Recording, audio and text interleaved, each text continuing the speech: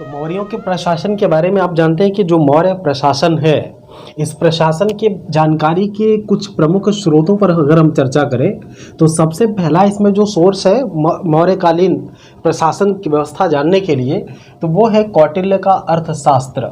अगर कौटिल्य के अर्थशास्त्र में हम देखें तो इसमें तमाम तरीके से जानकारियाँ हमको दी गई हैं। दूसरा सोर्स है हमको इंडिका, जो मेगास्थनीज की इंडिका है। तीसरा है अशोक का अभिलेख। अशोक के अभिलेखों से भी मौर्य वंश के साम्राज्य के बारे में जानकारियां मिलती हैं, उसके प्रशासन के बारे में जानकारियां मिलती हैं। चौथा जो है हमारा अभिलेखीय प्रमाण रुद्रदामन का जूनागढ़ अभिलेख है। तो रुद्रदामन के जूनागढ़ अभिलेख से हमको सौराष्ट्र प्रांत के बारे में जानकारी मिलती है और सौराष्ट्र प्रांत के प्रशासन और वहाँ पे जो सुदर्शन झील का निर्माण चंद्रगुप्त मौर्य के द्वारा करवाया गया था, सुदर्शन झील के बारे में जानकारी भी हमको इसी रुद्रदामन के जूनागढ़ अभिलेख से मिलती है।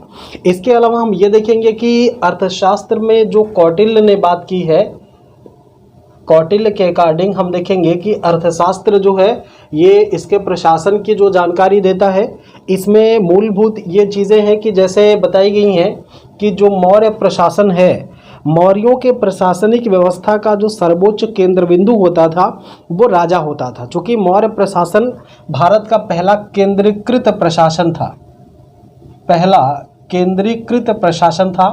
केंद्रीकृत प्रशासन का मतलब है कि इसमें राजा ही सर्वोच्च होता था, राजा के हाथों में सभी शक्तियां केंद्रित होती थी। वो न्यायपालिका, कार्यपालिका और विधायिका का सर्वोच्च व्यक्ति होता था, सर्वोच्च नीति निर्धाता होता था। वो सभी बातों का निर्धारण राजा स्वेच्छा से करता था। यद्यपि इसको सलाह देने के लिए, इसको मशवरा देने के लिए एक मंत्रिपरिषद होती थी। राजा को सलाह और सहायता के लिए, राजा को सलाह और सहायता देने के लिए एक मंत्रिपरिषद होती थी। तो मंत्रिपरिषद के जितने सदस्य थे, इन मंत्रियों का चुनाव होता था उपधा परीक्षण के माध्यम से। ये चीज़ आप ध्यान देंगे, कौन सा परीक्षण है, तो उपधा परीक्षण। उपधा परीक्षण के माध्यम से मंत्रियों का चुनाव किया जाता था। चूँकि इन मंत्रियों का चुनाव राजा स्वेच्छा से अपने हिसाब से लेता था, इसलिए जो भी मंत्री इस उपधा परीक्षण को पास करता था, जिस पद के लिए उसको वह पद दिया जाता था, तो इसलिए यह सीधा सीधा राजा के प्रति ही उत्तरदायी होता था, मंत्रिपरिषद के प्रति नहीं। चूँकि राजा ही इसका चुनाव कर रहा है तो ये राजा के प्रति डायरेक्ट उत्तरदायी होता था। इसके अलावा अर्थशास्त्र में 18 प्रकार के तीर्थ या विभाग और 26 प्रकार के अध्यक्षों की चर्चा की गई है। 18 तीर्थ, आइए देखते हैं इसको कि 18 तीर्थ की बात की गई है। तीर्थ का मतलब विभाग, 18 विभाग की बात की गई है और 26 अध्यक्ष की चर्चा की गई है। विभिन्न विभागों के 26 विभागाध्यक्षों की चर्चा है और 18 तीर्थ की चर्चा है। ये चीज़ आपको ध्यान देना है, इस पर हम अलग से भी चर्चा कर देते हैं पूरा। चूँकि इसमें तमाम तरीके के अधिकारी हैं, तमाम विभाग हैं और विभागों के अध्यक्ष हैं, उसकी एक अलग से डिटेल हम अभी पहले इस पर चर्चा कर लेते हैं, फिर लास्ट में इसकी बात हम करते हैं। तो प्रशासन में मूल रूप से पहले तो ये देखा जाए कि जो मौर्यों का प्रशासन है, जो पूरा का पूरा साम्राज्य है, पूरे साम्राज्य का जो मुखिया होता था वो राजा होता था। साम्राज्य का मालिक कौन होता था? राजा होता था। राजा ही सर्वे सर्वा होता था पूरे राज्य का। जो साम्राज्य होते थे, मौर्य साम्राज्य विभिन्न चक्र अथवा प्रांतों में बटे होते थे। मौर्यों के साम्राज्य विभिन्न चक्र अथवा प्रांत में बटे होते थे और इसका मुखिया आर्यपुत्र अथवा राजकुमार कहलाता था। आर्यपुत्र अथवा राजकुमार कहा जाता था। ये आप एक चीज़ और यहाँ पे ध्यान देंगे विद्यार्थियों कि राजकुमार जो होता था, राजकुमार इसको क्यों कहेंगे? क्योंकि जो प्रांतों के प्रांतपति होते थे मौर्य प्रशासन में, वो राजकुल से ही संबंधित होने चाहिए। ऐसा नहीं कि किसी बाहरी व्यक्ति को यहाँ प्रांतपति बनाया जाए, नहीं। मौर्य प्रशासन में ये तय था कि अगर किसी भी व्यक्ति को प्रांतों का या चक्र का मुखिया बनना है, ये चीज़ ध्यान देंगे कि प्रांतों को चक्र भी कहा जा रहा है। अगर किसी को चक्र या प्रांत का मुखिया बनना है तो वो राजकुल से संबंधित होगा, तभी उसे बनाया जाएगा। तो प्रांत जो थे वो विभिन्न देश या मंडल नामक इकाई में बटे हुए थे। देश अथवा मंडल नामक इकाई में बटे थे और ये कमिश्नरी स्तर का मामला होता था। कमिश्नरी स्तर माना जाता था इसको। इसका मुखिया प्रादेशिक अथवा प्रदेष्टा कहलाता था, प्रादेशिक अथवा प्रदेष्टा कहलाता था। ये चीज़ आपको ध्यान देना है कि किसका मुखिया क्या कहा जाएगा। विभिन्न देशों या मंडल का जो विभाजन था वो विषय या आहार नामक एक इकाई में हुआ था। एक चीज़ आप ध्यान देंगे कि जो विषय है, विषय को मौर्य काल में जिला के नाम से जाना जाता था। विषय को क्या कहा जाता था? जिला कहा जाता था। और जिला का जो मुखिया होता था या जो विषय का मुखिया होता था उसे विषयपति कहा जाता था, विषयपति। विषयपति के बाद और ग्राम के ऊपर कुछ छोटी छोटी इकाइयां थीं, जैसे एक नाम मिलता है स्थानिक। ये 800 गांवों का समूह होता था। स्थानिक 800 गांव का समूह होता था। जबकि उसके बाद द्रोणमुख नामक इकाई थी जो 400 गांवों का समूह होता था। इसके बाद खरवाटिक जो है ये 200 गांवों का समूह होता था। और संग्रहण जो है ये 10 गांवों का समूह होता था। अंत में सबसे निचले स्तर पर गांव की इकाई आती थी जिसका मुखिया ग्रामीणी कहलाता था। तो ये पूरा का पूरा आप देख रहे हैं कि मौर्य साम्राज्य है जो वास्तव में एक विकेंद्रीकृत व्यवस्था को आत्मसात करते हुए केंद्रीकृत प्रशासन को अपने अंदर समाहित किए हुए है। ठीक है, तो ये तो इनके केंद्र के प्रशासन की बात हो गई। केंद्रीय प्रशासन, केंद्रीय विभाजन कैसे था? मौर्य किताबों में या मौर्यकालीन जो जानकारी के सोर्स हैं उसमें तमाम तरीके के प्रांतों की भी बात की गई है। तो मौर्य काल में मौर्य साम्राज्य के कुल 5 ही प्रांत थे।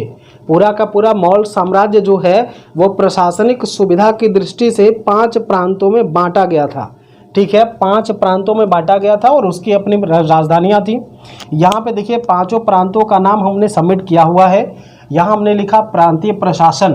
तो प्रांतीय प्रशासन पे इधर हमने राज्य लिखे हुए हैं, ये राज्य हैं और ये उसकी राजधानी है, राजधानी। अब ये आपके लिए इम्पॉर्टेंट है। अगर आप सिविल की तैयारी कर रहे हैं तो सिविल में यहाँ से सवाल पूछे गए हैं और आगे भी पूछे जाने की संभावना है। किसकी क्या राजधानी है ये आपको जानना है। जैसे आइए मैं एक बार आपको रिकॉल करवा दूं कि एक तो है उत्तरापथ की राजधानी तक्षशिला, दक्षिणापथ की सुवर्णगिरी, अवंती उज्जैन, प्राची पाटलिपुत्र, कलिंग तोसले।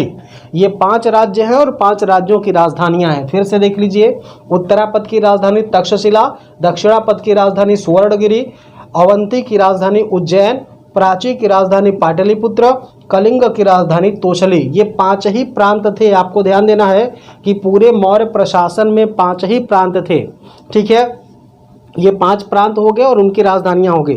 अगर आप नगर की बात करेंगे तो इंडिका में नगर प्रशासन का भी उत्तम उदाहरण प्रस्तुत किया गया और नगर प्रशासन के बारे में बताया गया है कि नगर प्रशासन का जो अधिकारी होता था उसे एस्ट्रोनोमोई बोला जाता था। एस्ट्रोनोमोई, यह शब्द आप ध्यान देंगे। नगर प्रशासन का जो मुखिया होता था उसे एस्ट्रोनोमोई बोला जाता था, एस्ट्रोनोमोई। और एक चीज़ और आप यहाँ पे देख लेंगे कि जो जिला अधिकारी होता था उसे एग्रोनोमोई बोला जाता था, एग्रोनोमोई। जिला अधिकारी को एग्रोनोमोई बोला जाता था और जो नगर प्रशासन का अधिकारी था उसे एस्ट्रोनोमोई बोला जाता था। वास्तव में जो नगर प्रशासन था इसमें आप देखेंगे कि 1, 2, 3, 4, 5 और 6 कुल 6 समितियां हैं। तो 6 समितियों के माध्यम से प्रत्येक समिति में 5 सदस्य होते थे। 5 सदस्यों से युक्त 6 समितियों के माध्यम से नगर प्रशासन का प्रशासन किया जाता था। इसमें पहली जो समिति थी उसे आप शिल्प कला समिति कहेंगे। शिल्प कला समिति, विदेश समिति, जनसंख्या समिति, उद्योग व्यापार समिति, वस्तु निरीक्षण समिति और कर निरीक्षण समिति, ये 6 समितियां थी और प्रत्येक समिति में 5-5 व्यक्ति उसमें शामिल थे, 5-5 अधिकारी शामिल थे। तो कुल मिलाकर के इसमें कितने सदस्य हुआ करते थे? 30 सदस्य, 6-5 30 सदस्य मिलाकर के नगर का प्रशासन संचालित किया जाता था। आइए जरा सा हम ये देखते हैं कि ये जो हमारा सैन्य प्रशासन है, अर्थात मौर्यकालीन जो सैन्य प्रशासन है, ये कितनी समितियों में बटा था। इसको भी कई समितियों में बांटा गया है, जैसे 1, 2, 3, 4, 5 और 6 सेम मामला यहाँ भी है। जैसे नगर प्रशासन की बात हमने बताई तो 6 समितियाँ 5 सदस्यीय थीं, वैसे यहाँ भी सैन्य व्यवस्था भी जो है ये 6 समितियाँ 5 सदस्य थी। कुल मिलाकर के सैन्य प्रशासन में भी कुल 30 व्यक्ति लगते थे, 30 अधिकारियों की नियुक्ति होती थी। सबसे पहले इसमें आप देखेंगे कि सैन्य सेना में सैन्य व्यवस्था में पैदल सेना समिति, दूसरी अश्व सेना समिति, तीसरी रथ सेना समिति, चौथी गज सेना का मतलब हाथी सेना समिति, और पांचवी थी नौ सेना समिति जलयान, और छठा है यातायात सेना समिति। ये जो यातायात सेना समिति है मित्रों, यहाँ पे ध्यान देंगे कि जब युद्ध करने के लिए मौर्य सेनाएं जाती थी तो रास्ते में जितने भी खाने पीने की ज़रूरत पड़ती थी, यातायात प्रबंधन का कार्य सब यही यातायात समिति के लोगों के जिम्मे हुआ करता था। तो इस तरह से ये मौर्य प्रशासन में जो सैन्य व्यवस्था है वो 6 समिति में बटी हुई थी, प्रत्येक समिति में 5 सदस्य हुआ करते थे। ठीक है, अब हम देख लेते हैं कि अर्थशास्त्र में जो बताया गया है 18 विभाग, और 18 विभाग के साथ ही साथ जो 26 अध्यक्ष दिए गए हैं उसकी चर्चा करते हैं। तो फ्रेंड्स, ये जो मौर्यों के प्रशासन में जैसे मूलभूत चीज़ आपको बताई गई थी कि प्रशासन में मूल रूप से आपको ये देखना है कि जो 18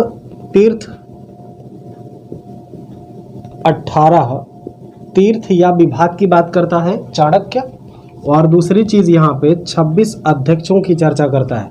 तो हमें 26 अध्यक्ष नहीं पढ़ने हैं, हमें कुछ उन्हीं अध्यक्ष और विभागों को पढ़ना है जो एग्ज़ाम की दृष्टि से महत्वपूर्ण होंगे। तो कुछ अध्यक्ष और कुछ विभागों को हमने यहाँ पे लिख दिया है। आइए देखते हैं कि क्या किसकी विशिष्टता है। सबसे पहले हम देखेंगे विभागों को। जो विभाग है या 18 तीर्थ है, ये चीज़ आपको ध्यान देना कि कितने विभागों की बात करता है।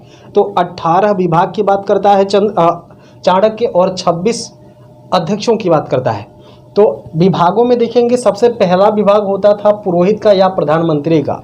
तो प्रधानमंत्री के पद पर आप देखेंगे कि जब चंद्रगुप्त सत्ता पर था, यहाँ पे देखेंगे कि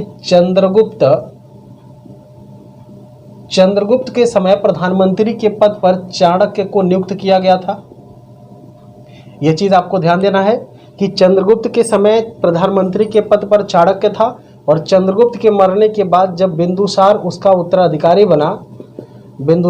उत्तराधिकारी बना तो कुछ समय तक बिंदुसार ने भी चाणक्य को अपना प्रधानमंत्री बनाए रखा, लेकिन बाद में इन चाणक्य को या कौटिल्य को प्रधानमंत्री के पद से हटा करके एक खरवाटक नाम का व्यक्ति था, खरवाटक को प्रधानमंत्री के पद पर नियुक्त किया। ये यूजीसी का सवाल है और एक बार सिविल में पूछा गया है। जैसे चंद्रगुप्त मौर्य के समय मौर्य प्रधानमंत्री कौन था, तो चाणक्य था। बिंदुसार के समय शुरुआत में प्रारंभ में कौन था, तो प्रारंभ में चाणक्य था, लेकिन बाद में खरवाटक को इसने नियुक्त कर दिया था। और तीसरा महत्वपूर्ण शासक है अशोक। तो अशोक के समय प्रधानमंत्री कौन था, तो अशोक के समय प्रधानमंत्री था राधागुप्त। ये चीज़ आपको ध्यान देनी है कि किसके समय कौन सा प्रधानमंत्री था। तो चंद्रगुप्त के समय चाणक्य, बिंदुसार के समय चाणक्य, तत्पश्चात खरवाटक, और अशोक के समय राधागुप्त नाम के व्यक्ति को मौर्य प्रधानमंत्री के पद पर स्थापित किया गया था। ठीक है, तो ये पहला हो गया हमारा प्रधानमंत्री का। दूसरा विभाग होता था समाहर्ता का विभाग। जो समाहर्ता होते थे, ये चीज़ आपको ध्यान देना है कि ये समाहर्ता जो था ये राजस्व विभाग था। ये कैसा विभाग था, राजस्व विभाग था, और ये राजस्व वसूलने या कर वसूलने का कार्य करता था। ठीक है, कर की वसूली का काम कौन करता था, समाहर्ता करता था। वेरी इंपॉर्टेंट सवाल है कि कर की वसूली का काम कौन करता था, समाहर्ता करता था। विद्यार्थियों, ये चीज़ आपको ध्यान देना है। ठीक है, तीसरा है इसमें सन्निधाता। सन्निधाता जो होता था ये राजकीय कोषागार होता था, या राजकीय कोषाध्यक्ष जो होता था, राजकीय कोषाध्यक्ष, ये राजकोष था, राजकीय कोष था, जहाँ पे राजकीय कोषाध्यक्ष इसका प्रमुख था। ठीक है, चौथा इसमें है प्रतिष्ठा। जो प्रतिष्ठा है ये बड़ा इंपॉर्टेंट है। दो चीज़ें यहाँ पे आप विद्यार्थियों ध्यान देंगे, एक तो ये प्रतिष्ठा वाला और दूसरा व्यवहारिक का। ठीक है, ये बार बार सवाल पूछा जाता है और बार बार भूल जाता है। कैसे इसको देखेंगे, जैसे जो प्रतिष्ठा है, प्रतिष्ठा ये कंटक शोधन न्यायालय था। कैसा न्यायालय था, कंटक शोधन न्यायालय, या इसी को आप कहेंगे फौजदारी न्यायालय। ये कैसा प्रतिष्ठा कैसा न्यायालय था? तो ये कंटक शोधन न्यायालय था, या उसी को आप फौजदारी न्यायालय कहते हैं। दूसरी चीज़ जो व्यवहारिक था, इसे कहते हैं व्यवहारिक में मूल रूप से आप उन्हीं चीज़ों को देखेंगे, इसको कहा जाता था धर्मस्थी, धर्मस्थी न्यायालय। क्या बोलेंगे? धर्मस्थी न्यायालय बोलेंगे। और ये कैसा न्यायालय होता था? ये होता था दीवानी न्यायालय। आप समझ रहे होंगे फौजदारी और दीवानी का मैटर। फौजदारी का और दीवानी में बड़ा अंतर होता है। जैसे दीवानी और फौजदारी, ये दोनों में बेसिक डिफरेंस है। आप आम बोलचाल की भाषा में जानते होंगे फौजदारी दीवानी। ये पूछा जाता कि कौन सा दीवानी न्यायालय था, कौन सा धर्मस्थी न्यायालय था। प्रतिष्ठा और व्यवहारिक से जोड़ करके बार बार सवाल पूछा जाता है, इसलिए इसको आपको ध्यान देने की आवश्यकता है। तीसरा है जो राजकीय दस्तावेजों को सुरक्षित करने वाला विभाग था, उसे हम कहते हैं प्रशासता।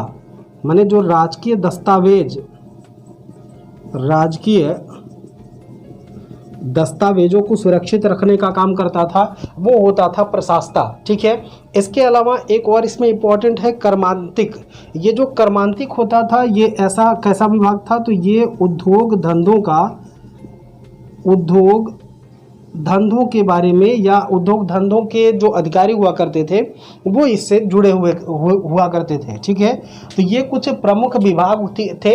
इनमें विभागों में ये जो शुरुआती आपको हमने जैसे 1, 2, 3, 4 और 5, 6, ये शुरुआती जो 6 हैं, बेसिकली तो 5 ही आप देख लेंगे। शुरू के 5 ये आपको जानने हैं, बाकी तो बड़ा गौड़ है, यहाँ से आप विशेष ध्यान ना देंगे तब भी आपका चल जाएगा। ठीक है। आइए अब देखते हैं कुछ अध्यक्षों को। ठीक है। कुछ अध्यक्षों में लगभग हमने 10-12 अध्यक्ष यहाँ पे सबमिट किए हुए हैं। कौन सा अध्यक्ष क्या था, ये अक्सर सवाल पूछा जाता है। जैसे जो सीता अध्यक्ष था, ये राजकीय कृषि होता था, राजकीय कृषि का अध्यक्ष था। ठीक है। राजकीय कृषि,